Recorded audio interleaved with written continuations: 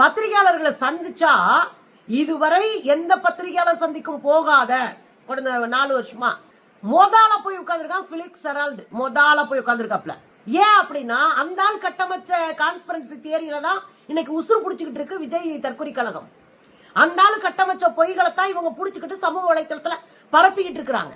அந்த ஆள் உருவாக்கிய பொய்யை உண்மை என்று நம்புகை கொண்டிருக்கிற ஒரு கூட்டத்துக்கிட்ட அதை அப்படியே காப்பாற்ற வேண்டிய நிர்பந்தத்திற்கு தள்ளப்படுறாரு. அதனால நேரடியா இவரே போறாரு. உண்மை கண்டறியும் குழு பேசுற பிரஸ் மீட்டுக்கு நேரடியா போறாரு. அந்த பிரஸ் மீட்ல இவர் கேட்ட கேள்வி என்ன தெரியுங்களா? விஜய் சார்பா விஜய் நல்லவர்னு சொல்லுங்கன்னு தான் அவர் கேட்கிறாரு. விஜய் நல்லவர்னு சொல்லுங்க. நீங்க என்ன அரசாங்கத்துடைய பார்வையில பேசுறீங்க? இல்ல இந்த உண்மை கண்டறியும் குழு ஒரு தப்பு பண்ணிட்டாங்க. நேரா ரெட்பிக்ஸ் ஆபீஸ் போயிட்டு அந்த ஜெரால்டையும் அவங்க பொண்ணு அங்க உட்காந்து கேள்வி கேட்கிற ஒரு 5-6 பேர் அவங்க கொண்டாட்டி 50 பேரையும் கூட்டு வந்து உட்கார வச்சு அவங்க கிட்ட கேள்வி கேட்டு அவங்க ஒப்பீனியனை வாங்கி இது உண்மையை கண்டறிச்சிட்டோம்னு சொன்னா இவங்களுக்கு எல்லாம் குழுன்னு இருக்கும். உண்மை கண்டறியுதுன்னா என்னங்க?